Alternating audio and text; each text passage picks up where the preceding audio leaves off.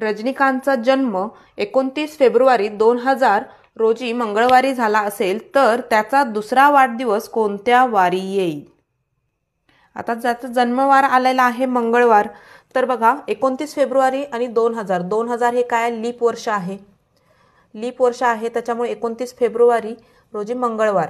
आता लीप वर्ष ओलांडल्यानंतर पुढचं वर्ष म्हणजे 2001 हे वर्ष एका दिवसाने 2 दिवसाने पुढे जाणार. त्यानंतर जेव्हा 2001ला त्याचा असेल पहिला वाढदिवस, 2002ला त्याचा दुसरा वाढदिवस असणार आहे. दुसरा वाढदिवस काढण्यासाठी काय करायला लागेल? 2001 हा साधं वर्ष एका दिवसाने पुढे जाईल. एका दिवसाने पुढे गेले तर एकूण किती दिवस पुढे जाणार? 3 दिवस पुढे जाणार आहे. म्हणजेच त्याचा दुसरा वाढदिवस काढण्यासाठी आपल्याला मंगळवार नंतर 3 दिवस पुढे जावं लागेल. म्हणजेच मंगळवार नंतर बुधवार, गुरुवार आणि शुक्रवार, म्हणजेच त्याचा दुसरा वाढदिवस असेल शुक्रवारी.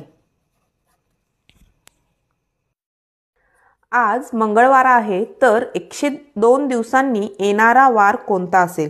जेव्हा तुम्हाला असं विचारतात की काही दिवसानंतर येणारा वार कोणता असेल तेव्हा काय करायचं?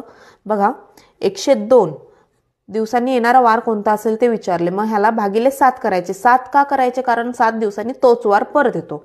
आता 7ने वरच्या संख्येला भाग लावायचा आणि जेवढी बाकी राहील तेवढी बाकी आपण पुढे घ्यायची. तर बघा 7 एक्के 7, 7 एक्के 7 राहिले 3, 7 चोक 28, 28 आणि 4 32, म्हणजे 4 बाकी राहते. 4 बाकी राहते म्हणजे 4 दिवस आपल्याला पुढे जायचं. आजचा वार मंगळवार आहे. मंगळवार नंतर 4 दिवस पुढे मंगळवार, बुधवार, गुरुवार, शुक्रवार आणि शनिवार. म्हणजेच 102 दिवसांनी कोणता वार असेल? शनिवार असेल. बघा 1, 2, 3 आणि 4 शनिवार. प्रियाची आई सागरच्या आईची वहिनी आहे तर प्रियाचे वडील सागरच्या मावशीचे कोण असतील? तर आपण बघा आकृती काढून बघूयात की प्रियाची आई ही सागरच्या आईची वहिनी आहे. सागरच्या आईची वहिनी आहे म्हणजे सागरची आईची वहिनी म्हणजे ही कोण असणार आहे? नणंद असणार आहे. ठीक आहे. सागरच्या मावशीची म्हणजेच आईची बहीण मावशी, मावशीची प्रियाचे वडील कोण? प्रियाचे वडील म्हणजेच ह्या दोघींचे भाऊ असणार आहेत. म्हणजेच कोण असणार आहेत? हे भाऊ. पर्याय क्रमांक येईल 1. 50 मीटर लांब, 6 मीटर उंच व 1/2 मीटर रुंद अशी भिंत बांधण्यासाठी 25 सेंटीमीटर लांब, 15 सेंटीमीटर रुंद व 5 सेंटीमीटर उंच अशा किती विटा लागतील? तर आपल्याला ही दिलेली मापे आहेत. बघा L = 50 metre, B = 6 metre, H = 0.5 metre. पण आता ही दिलेली युनिट बघा मीटरमध्ये आहेत आणि खालचे विटेचे दिलेले आहेत सेंटीमीटरमध्ये. तर आपण काय करूयात? मीटरचं सेंटीमीटरमध्ये रूपांतर करूयात. म्हणजेच 50ला गुणिले 100 करावे लागतील सेंटीमीटरमध्ये करण्यासाठी. म्हणजेच काय येईल? 5000 सेंटीमीटर. तसंच ह्याला गुणिले 100 केले तर येतील 600 सेंटीमीटर आणि 0.5 मीटरला 100ने मल्टिप्लाय केलं तर येईल 50 सेंटीमीटर. तर आपल्याला काढायचे आहेत एकूण विटा. त्यासाठी फॉर्म्युला आहे भिंतीचे घनफळ भागिले विटेचे घनफळ. भिंतीचे घनफळ L × B × H. बघा आता इथे फक्त आपण किमती टाकूयात. L किती आहे? 5000. 5000 गुणिले 600 गुणिले 50 छेद 25 गुणिले 15 गुणिले 5. इथे भाग लावूयात. 25 एक्के 25, 25 दुने 50, हे 2 शून्य, 15 एक्के 15, 15 चौक 60, 0 0, 5 एक्के 5, 5 10 50. जर इथे गुणाकार केला 200 गुणिले 40 गुणिले 10 तर येतात एकूण 80,000 विटा. म्हणजे त्या निळा, हिरवा, लाल, पिवळा या रंगाच्या पताका याच क्रमाने पुन्हा एकापुढे एक लावल्यास 67व्या क्रमांकाची पताका कोणत्या रंगाची असेल? बघा हे उदाहरण कसं सोडवायचं आहे? आपल्याला 4 रंगाच्या पताका दिलेल्या आहेत म्हणून 4च्या फरकाने पुन्हा त्याच रंगाची पताका येईल. तर आपण काय करूयात की 67च्या जवळची संख्या जर काढली तर बघा 17 गुणिले 4 केले. 4 का केले? कारण की 4 नंतर परत त्याच रंगाची पताका येणार आहे. तर 67च्या जवळची संख्या काढण्यासाठी मी गुणिले 17 केले. 17 गुणिले 4 केले तर किती येतात? 68. म्हणजे 68व्या क्रमांकावरती असणारी पताका असणारे पिवळी म्हणजे सगळ्यात शेवटची.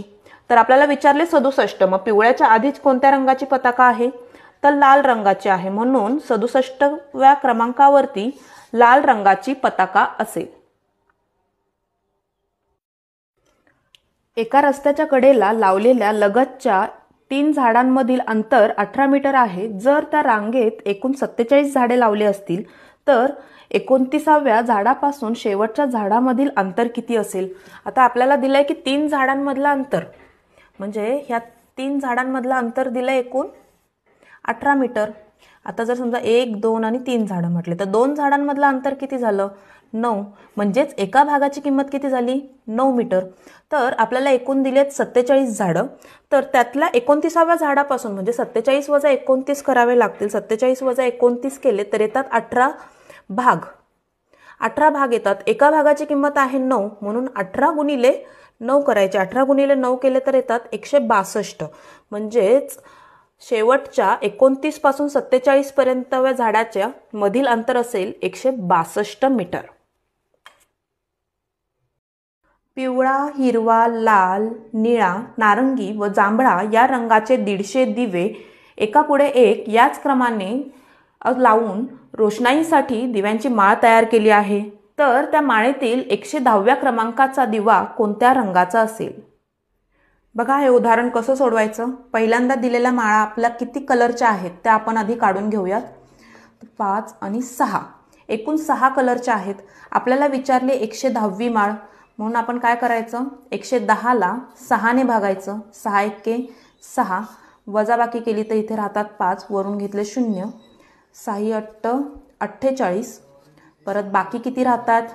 2 बाकी राहतात. म्हणजे दुसऱ्या क्रमांकाची जो दिवा असणार आहे तो असणार आहे 110व्या क्रमांकावर. म्हणजे आता दुसऱ्या क्रमांकाचा कोणता आहे? हिरवा. त्यामुळे उत्तर असेल हिरवा. चालण्याला पोहणे म्हटले, पोहण्याला सरपटणे म्हटले, सरपटणाऱ्याला उडणे म्हटले, उडणाऱ्याला धावणे म्हटले आणि धावणाऱ्याला बागडणे म्हटले. तर साप हा खालीलपैकी कोणत्या प्रकारचा प्राणी आहे? साप हा आहे सरपटणारा प्राणी. सरपटणाऱ्या प्राण्यांना म्हटले आहे उडणारा प्राणी. मग उत्तर असेल साप हा उडणाऱ्या प्राण्यांच्या प्रकारात मोडतो. डॉक्टरला वकील म्हटले, वकिलाला शिक्षक म्हटले, शिक्षकाला अभियंता म्हटले व अभियंताला डॉक्टर म्हटले. तर रोग्यांना कोण तपासेल? रोग्यांना तपासतो तो असतो डॉक्टर. इथे डॉक्टरांना काय म्हटलं आहे प्रश्नामध्ये? वकील म्हटलं आहे. त्यामुळे ह्याचं उत्तर असेल वकील. रोग्यांना वकील तपासेल.